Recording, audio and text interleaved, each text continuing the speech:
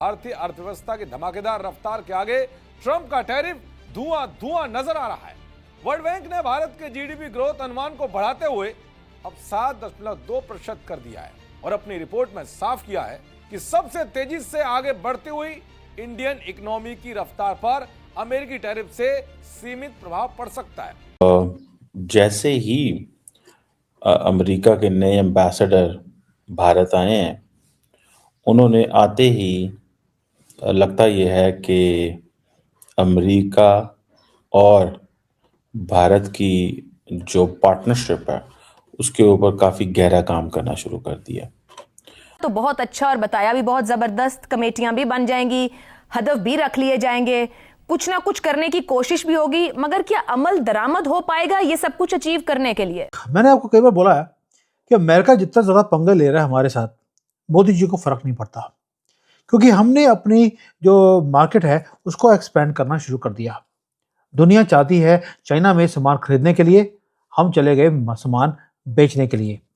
हुआ कुछ यूँ है कि जो लीडरशिप है अमेरिका की, उन्होंने दे हैव कॉल्ड, उनकी फ़ोन कॉल कन्वर्सेशन हुई है जयशंकर से, मार्को रूबियो और सर्जियो गोव जो हैं, उन्होंने बेसिकली जयशंकर से बात की है और बेसिकली जो चीज़ नहीं बदली ना आशा, वो खाम ख्याली और विजन के अंदर तफरीक करने की जो अहलियत है हमारे हुक्मरान तबके के अंदर, उसमें कोई तब्दीली नहीं आई है।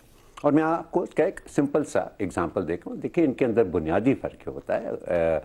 सब्ज़ बाग दिखाना लोगों को और या खाम ख्याली और विजन के अंदर एक बुनियादी फ़र्क जो है वो अहलियत और काबिलियत का होता है। दुनिया भर में उथल पुथल मची है, पर एक देश है जो रुकने का नाम नहीं ले रहा। आज हम बात कर रहे हैं वर्ल्ड बैंक की उस शॉकिंग रिपोर्ट की जिसने पूरे ग्लोबल मार्केट को हिला दिया है। अमेरिकन प्रेसिडेंट डोनाल्ड ट्रंप ने जब भारत पर 50% टैरिफ लगाया तो उन्हें लगा था कि इंडियन इकोनॉमी धड़ाम से गिर जाएगी। उन्हें लगा था कि जितना बड़ा झटका भारत बर्दाश्त नहीं कर पाएगा और बैकफुट पर आ जाएगा।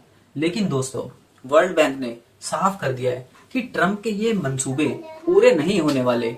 रिपोर्ट के मुताबिक भारत की इकोनॉमी कोलैप्स होना तो दूर, उल्टा ये दुनिया की फास्टेस्ट ग्रोइंग मेजर इकोनॉमीज में से एक बनी रहेगी। जहां बड़े बड़े देश स्ट्रगल कर रहे हैं, वहां भारत की रफ्तार देखकर आज हर कोई हैरान है। आखिर क्या है भारत की इस ताकत का राज? क्यों ट्रंप के इतने बड़े टैरिफ्स भी भारत का रास्ता नहीं रोक पा रहे? आज के इस वीडियो में हम इसी पर गहरी चर्चा करेंगे। तो बात बिल्कुल साफ है, अमेरिकन टैरिफ से भारत को थोड़ा नुकसान तो हो सकता है, लेकिन हमारी इकोनॉमी को गिरा नहीं सकता।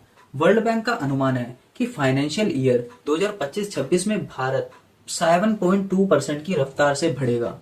और सबसे दिलचस्प बात यह है कि यह ग्रोथ किसी बाहरी मदद से नहीं, बल्कि हमारी अपनी डोमेस्टिक डिमांड यानी हमारी घरेलू मांग से आ रही है। हमारे देश की टैक्स पॉलिसीज में सुधार और रूरल एरियाज में बढ़ती इनकम ने भारत को एक ऐसा किला बना दिया है जिसे भेदना मुश्किल है। वर्ल्ड बैंक ने तो यहाँ तक कह दिया है कि आने वाले सालों में भी भारत की ग्रोथ 6.5% से ऊपर ही रहेगी। भारत ने न सिर्फ खुद को संभाला है, बल्कि पूरे साउथ एशिया की इकोनॉमी को भी एक नई दिशा दी है। ट्रंप के हर हाथ कंडे के बावजूद भारत का सीना तन के खड़ा हुआ है, लेकिन हिंदुस्तान अभी तक झुका नहीं है डोनाल्ड ट्रंप के सामने। भारतीय अर्थव्यवस्था की धमाकेदार रफ्तार के आगे ट्रंप का टैरिफ धुआं धुआं नजर आ रहा है। वर्ल्ड बैंक ने भारत के जीडीपी ग्रोथ अनुमान को बढ़ाते हुए अब 7.2% कर दिया है और अपनी रिपोर्ट में साफ किया है कि सबसे तेजी से आगे बढ़ती हुई इंडियन इकोनॉमी की रफ्तार पर अमेरिकी टैरिफ से सीमित प्रभाव पड़ सकता है। जैसे ही अमेरिका के नए एम्बेसडर भारत आए हैं, उन्होंने आते ही लगता यह है कि अमेरिका और भारत की जो पार्टनरशिप है उसके ऊपर काफ़ी गहरा काम करना शुरू कर दिया।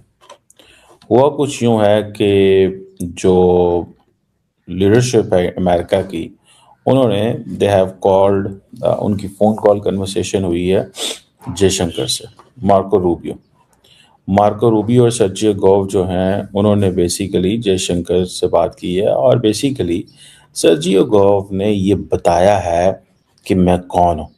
मैं आया हूँ तो मुझे president vice president of the United states ने वेलकम किया है। मैं आया हूँ तो मुझे vice president of the United states ने कहा है गुड लक मिस्टर एम्बेसडर, ठीक है जी।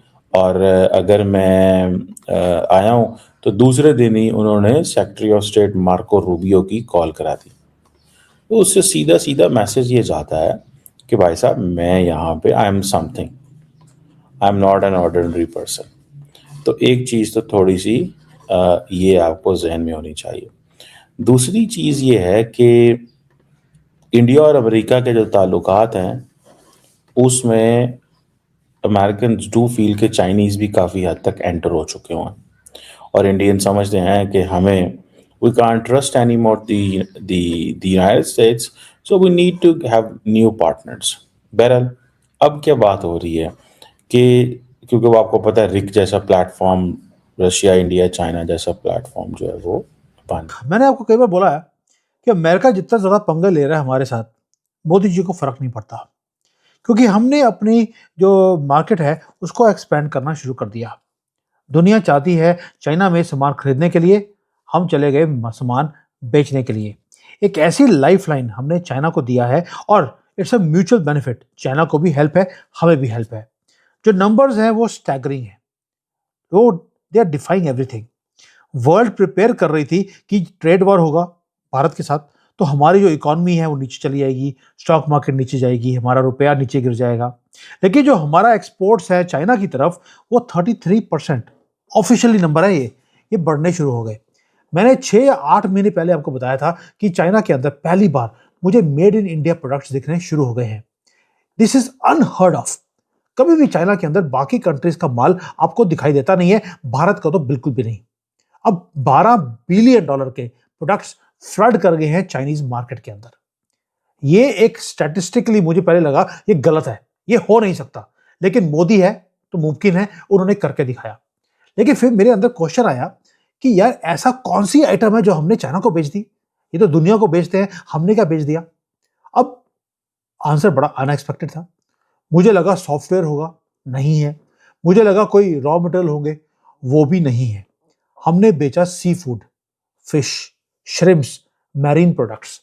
चाइना के पास मैसिव पॉपुलेशन है, लेकिन यहां पर 15-20 साल पहले जो सी फूड था वो लग्जरी आइटम थी। आज वो डेली डिमांड की आइटम है। क्यों? अब चाइनीज के पास पैसे हैं, वो अफोर्ड कर सकते हैं। लेकिन अब उनके जो रिवर्स हैं या उनके जो समंदर हैं वो इन्होंने खा पी के खाली कर दिए। अब इनको नई मार्केट चाहिए। यूरोप के साथ, अमेरिका के साथ पंगा है और उनके पास वैसे भी उनकी जो फिशेज हैं वो महंगी होती हैं। अब जो फिशरीज है वो लेंगे कहां पर? इसलिए भारत में मोदी जी ने अपने गेट खोल दिए कि भाई मेरे पास कोस्ट लाइन है, मेरे पास फिशेज हैं। भारत में ज्यादातर लोग फिश नहीं खा